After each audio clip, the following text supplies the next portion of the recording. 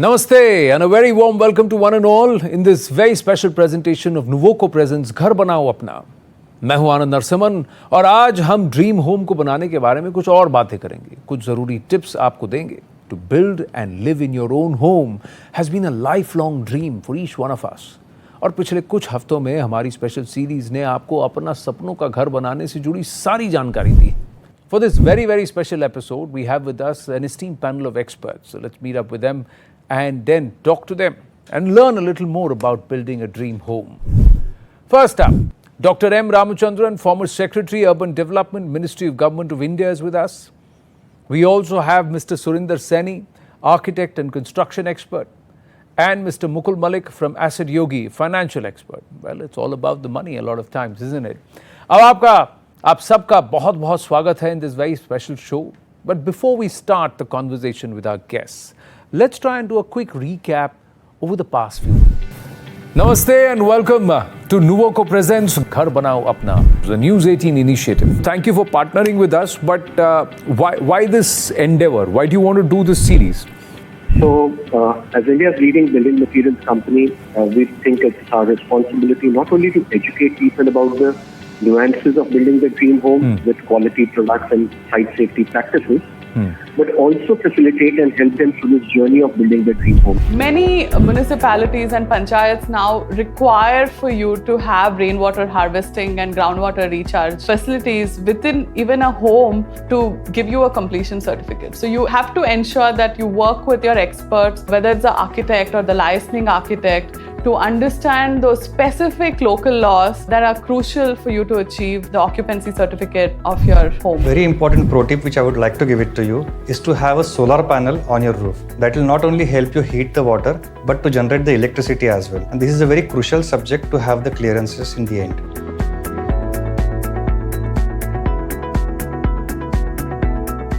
The banks would have a SOP ready saying that there will be a general checklist saying that, okay, I need your income tax proof, I need your bank account statements, I need your employment records. They would run the due diligence in the background, and based on your property which you have identified, they would simply have a internal report. Insurance आज की date में अगर हम देखता जाएं तो it's an guard against any kind of a calamity, but I think it gives you peace of mind, it gives you security. The only advantage when you take a bundled offer with a bank or NBFC is that it gets into your EMI. You don't have to pay additional amount from your pocket. It can be bundled into your loan itself and that can be processed through your EMIs that you do. जिस तरह हर घर होता है खास, उसी तरह हर घर की नींव होती है अलग। Foundation is a very crucial part of any house. जब आप घर बनाते हो, आपका ड्रीम होम बनाते हो, तो उसका फाउंडेशन एकदम सॉलिड होना चाहिए। Always make sure that you have sufficient natural light in all rooms. It not only sort of saves you on your electricity, but it just sort of makes your house more vibrant when you have natural light filtering in. आपके सपनों के घर का निर्माण ऐसा होना चाहिए कि वो समय की कसौटी पर खरा उतरे।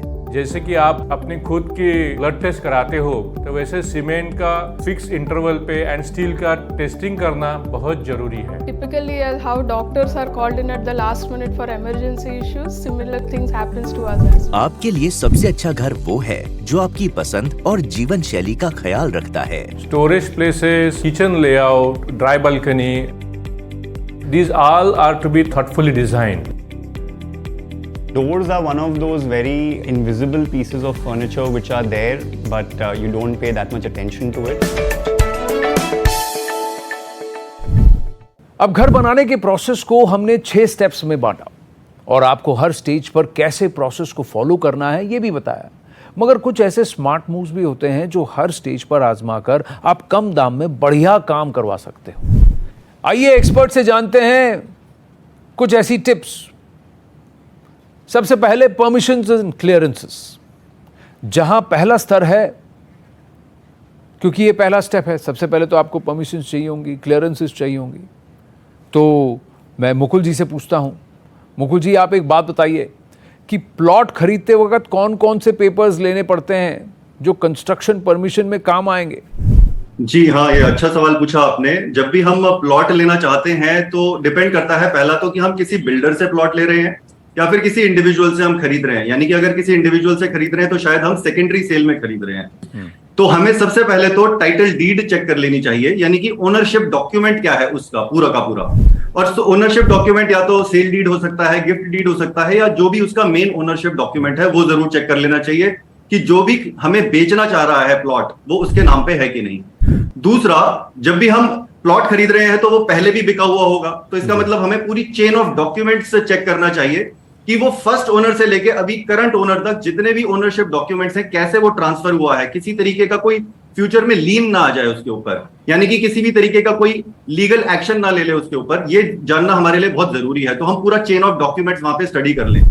फिर कई बार हम प्लॉट किसी बिल्डर से खरीद रहे होते हैं, तो अगर किसी बिल्डर से खरीद रहे हैं तो हमें ये चेक करना है कि उसका चेंज ऑफ लैंड यूज है कि नहीं, यानी कि अगर हम घर बनाना चाह रहे हैं तो रेजिडेंशियल में चेंज ऑफ लैंड यूज उसका हो चुका है कि नहीं। फिर बिल्डर से अगर हम खरीद रहे हैं तो उसने सारे अप्रूवल्स लिए हैं कि नहीं, प्रोजेक्ट अप्रूवल, लेआउट अप्रूवल, ये जानना हमारे लिए बहुत जरूरी है। फिर उसके अलावा हमारे पास अलॉटमेंट लेटर और पोजेशन लेटर आ जाता है। जब भी हम पहली बार अपना कोई भी प्लॉट खरीदते हैं तो जो भी फर्स्ट ओनर है उसको कोई ना कोई अलॉटमेंट लेटर मिला होगा, या तो गवर्नमेंट से मिला होगा, या फिर बिल्डर से मिला होगा, या फिर पोजेशन लेटर मिला होगा। कई बार ये दोनों डॉक्यूमेंट एक ही होते हैं, तो हमें ये जरूर चेक कर लेना चाहिए। इसके अलावा हमें प्रॉपर्टी टैक्स डॉक्यूमेंट्स देख लेने चाहिए कि टैक्सेस पूरे भरे गए हैं कि नहीं। और बाई चांस अगर लोन लिया हुआ है अगर किसी प्लॉट पे, तो हमें लिस्ट ऑफ डॉक्यूमेंट्स जरूर मांगना चाहिए सर्टिफाइड फ्रॉम बैंक, कि बैंक के पास वो सारे डॉक्यूमेंट्स जमा है, तभी हम उस प्लॉट को खरीदने का सोचें।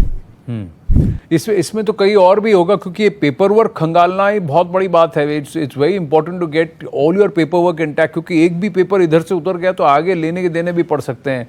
And you know I have also experience this. But doctor Ramachandran, another aspect which we need to consider is also environmental parameters. When we are buying a plot of land which we want to build our own home on, the kind of permissions and clearances, as an expert आपकी क्या advice होगी? How can we find all of this कि ये developmental area में है कि नहीं, क्या green zone के कितने दूर है, पास है, is it part of somewhere on the borders of the floodplains area, आगे जाके क्या हो सकता है ramifications? How do we understand this? This is also equally important. First is continuing with what has already been suggested. A master plan, if the city has a master plan, that we have earmarked areas which is residential, which is commercial. So apparently a person would opt for a residential area only if he or she is planning to build a house. So that means one good step is over. And then in other areas where it is not waterfront, one has to look at the basic fact that the plot one is getting is something where a house can be constructed. That fundamental point has to be clear. Without that, just going for a plot, whether it is cheap or what, or well located, or there is a lot of greenery around, so one can opt for that. One has to be clear. But in some places, it could be a reserve forest area, so one has to be careful about that area also, where trees cannot be filled up with the problems. So it's always good to consult someone who is aware of it. I hate to say this, but in such areas, it's not an easy task to take a decision by oneself that, okay, I'll go in for construction here without trying to understand it basic. But when we look at plots, Dr. Ramchandran, you know, the state says, okay, these are plots which are coming up, we're going to develop these plots. There is also conversion which happens from agricultural in terms of the land use purposes. Is there a shortcut to this? Or this is something which people will have to do a certain level of due diligence? मैं तो ये कहने पाऊंगा shortcut है, क्योंकि जानना बहुत जरूरी होता है। अगर गलती से ये समझ करके हम यहाँ पर बना सकते हैं, बनाना शुरू कर दिया और कभी कंप्लीट भी कर दिया, उसके बाद उसको डिमोलिश करना ना पड़े, तो इसके लिए जरूरी है। आपने सही कहा कि कहीं वो खेत का जमीन है, तो उसमें हम मकान बनाने जा रहे हैं या अगल बगल में बनाया, हम सोच रहे हैं हम भी यहाँ बना सकते हैं। Correct. तो कन्वर्शन बहुत इंपॉर्टेंट। दूसरा भी जैसे मैंने बताया, जहाँ पर मास्टर प्लान है वो रेजिडेंशियल में आता है कि नहीं, कहीं कोई रोड लेआउट प्रपोज तो नहीं है, ये भी देखना होगा। तो कुछ इन बेसिक चीजों के बारे में जानकारी करना जरूरी होगा अगर सिंगल इंडिविजुअल प्लॉट पे बनाने जा रहे हैं। अगर कलेक्टिव बनाने जा रहे हैं तो कई चीजें पहले ही समझ में आया होगा कि यहाँ पर बन सकता है। कहीं कभी डेवलपर्स इतना ज्यादा गलती नहीं करते हैं, वो पहले समझते हैं कहाँ पर रेजिडेंशियल है जहाँ पर हम बना सकते हैं। तो ये थोड़ा सा डिफिकल्ट एरिया जरूर है कि व्यक्ति के लिए, लेकिन एक ग्रुप या एक कम्युनिटी या एक डेवलपर जब प्लॉट एरिया में ले रहे हैं उसमें काफी हद तक इन चीजों को पार किया होगा। और डेवलपर का प्लॉट है तो ये भी आगे काम आएगा कि वो रेरा का क्लियरेंस लेना होता है जहां पर रेरा एप्लीकेबल है, तो उसमें क्लियरेंस में भी ये बात आ जाएगा। तो अब तो कुछ हद तक, एक तो जैसे मैंने बताया master plan, provision for housing areas, and then RERA clearance. These 2-3 things combined together, and sometimes if you are taking a loan, bank clearance. These 3-4 things put together would help you cross that first hurdle, I would say, so that one is constructing a house at the right place where one can construct a house. Surendra ji, इसमें ये completion certificate या occupancy certificate ये तो mandatory होता है, बतौर architect आप कैसे सलाह देते हैं? आप कैसे देखते हैं कि भाई पेपर वर्क पक्का है कि नहीं इससे पहले कि मैं काम शुरू करूं? कंप्लीशन सर्टिफिकेट या ऑक्यूपेशन सर्टिफिकेट लेने के लिए हमें स्टेट टू स्टेट ये देखना पड़ता है वहाँ के जो बायलॉज हैं in terms of like setbacks, front end rear, या साइड सेटबैक तो नहीं है, या हाइट की जो लिमिटेशन है इन टर्म्स ऑफ मीटर्स वो कितनी है वो देखनी होती है sir, and the ground coverage and total FAR. तो ये 3-4 मेजर पैरामीटर्स होते हैं जिनको हम कंसीडर करते हैं, और ये सारी चीजें एज ए ओनर उनको बताई जाती हैं ताकि जब हम सीसी लेने जाएं तो हम according to the government body जो उनके नॉर्म्स हैं हम उनको फुलफिल कर पाए। These are the major one. कुछ minor modification during the construction designing, client क्योंकि चाहता है, क्योंकि उसका इट्स ए ड्रीम हाउस, तो वो छोटे मोटे जो चेंजेस होते हैं वो बहुत माइनर होते हैं और उनको कंपाउंड करके कंप्लीशन लिया जा सकता है। तो मेरी पहली प्रेफरेंस होती है कि मैं इस चीज को लेके अपडेट रहूं, अपनी तरफ भी और अपने क्लाइंट को भी अवेयरनेस बताता रहूं, क्योंकि इंडिया में आजकल जो इंफ्रास्ट्रक्चर पे काफी काम हो रहा है एंड ऑल ओवर इंडिया जो सरकार है वो बहुत ही इनिशिएटिव लेके इंफ्रास्ट्रक्चर पे आपने देखा होगा पिछले 8-10 साल से काम भी कर रही है। जी, सपनों का घर बनाने की बात हो रही है तो पैसा तो खर्च होगा ही। Now that brings us to this step of budgeting and finance. What are those steps that we could save so that we save as much money as possible? अब वो बजट फॉलो करें या कोई ऐसा प्लान चुने या कोई ऐसा लोन चुने जो बेस्ट इंटरेस्ट रेट देता है, ये सारे ऑप्शंस हैं। सबसे पहले Mukul ji, I want to ask you, do you think कि चाहे कोई भी प्रोजेक्ट हो थोड़ा बहुत हमें फाइनेंसिंग कर लेना चाहिए, क्योंकि एक और पार्टी फिर इंटरेस्टेड हो जाती है जो आपके लिए थोड़ा एक्स्ट्रा ड्यू डिलिजेंस भी करती है? जी हाँ, ये तब ज्यादा एप्लीकेबल हो जाता है कि अगर हम किसी बिल्डर से फ्लैट खरीदना चाह रहे हैं तो वहां पे हमें ड्यू डिलिजेंस के लिए एक और पार्टी आ जाती है। अगर बैंक ने अपना ड्यू डिलिजेंस कर लिया है तो हम भी थोड़ा सा श्योर हो सकते हैं कि अब हम शायद इस वाले प्रोजेक्ट में खरीद पाए। तो मेरे ख्याल से जहां बिल्डर प्रॉपर्टी आ जाती है वहां तो हमें डेफिनेटली बैंक लोन को सीरियसली कंसिडर करना चाहिए, अदरवाइज लोन लेना कोई बहुत जरूरी भी नहीं है। तो आप कह रहे हैं कि as long as it's a builder made property and then you need some bankability और सर्टेन अमाउंट ऑफ अश्योरेंस, तो अब आप ये देखिए कि कौन कौन से बैंक्स ने इस प्रोजेक्ट को अप्रूव किया है कि हम इस प्रोजेक्ट में अगर आप इन्वेस्ट कर रहे हैं तो हम आपको फंड करेंगे, because they would have done a certain due diligence, plus वो थोड़ा और खंगालते हैं पेपर्स को। लेकिन Ramachandran ji, this is how do I look at budgeting? what should be a parameter? Does this change from state to state? This one, अगर आप हम प्रधानमंत्री आवास योजना की बात करें तो वो एक स्ट्रक्चर पे चलता है, एक सर्टेन लेवल होता है, एक कॉस्ट होता है जिस पर अराइव किया गया है। तो क्या उसको हम बेंचमार्क मान सकते हैं कि अगर आप PMAY में घर इस कॉस्ट पे बन रहा है तो मेरा घर तो इससे ज्यादा नहीं होना चाहिए? आनंद जी, इसको जवाब देने से पहले मैं एक बात और जोड़ना चाहूंगा। आपने क्योंकि पहले कंस्ट्रक्शन शुरू करने के बारे में बात किया, एक तो अप्रूवल लेना जरूरी होता है। जैसे लोकल बॉडी एरिया है, लोकल बॉडी से कंस्ट्रक्शन के लिए अप्रूवल लेना जरूरी होता है। वो एक पैनलिस्ट ने जैसे कहा कि अप्रूवल और कंप्लीशन वो दोनों लिंक हो जाता है। जब आपने अप्रूवल लिया है, कंप्लीशन और आसान हो जाता है, आपको उसके मुताबिक बनाया कि नहीं। कई जगह लोकल बॉडीज में अब ये भी व्यवस्था हो गया है कि कई जगह आर्किटेक्ट्स को एम्पावर किया है कि एक लेवल तक अनुमोदन देने के लिए, कंस्ट्रक्शन अप्रूवल देने के लिए। जो लोकल बॉडी में जाकर के जो चक्कर काटना पड़ता है वो कुछ हद तक कम हो सकता है।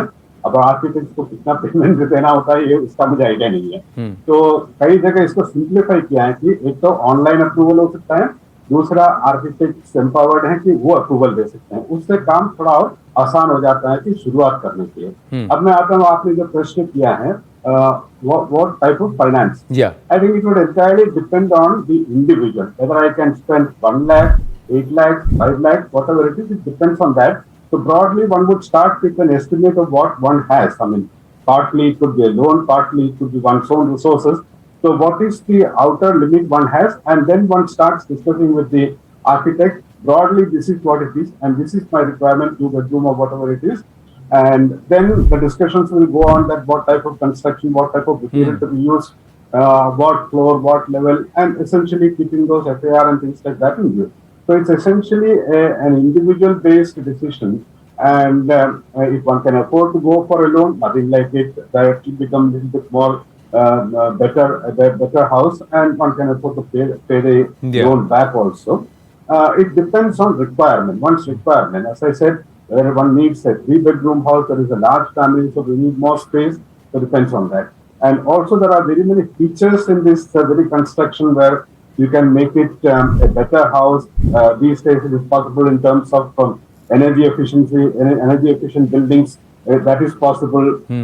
Also one has to look in terms of where I'm going to construct a house. The sewage connection is possible, water connection is possible, electricity lines are already there. Stay with us as we return after a very short break to talk more about आपके सपनों का घर, only on Nuvoco Presents घर बनाओ अपना. I wanted to understand from Mukul, एक बात बताइए, ये लोन ट्रांसफर वाला फंडा करना चाहिए कि नहीं करना चाहिए? जो करंट बैंक है वो आपसे एक प्रोसेसिंग फीस चार्ज करेगा, तभी वो आपका इंटरेस्ट रेट जनरली कम करते हैं.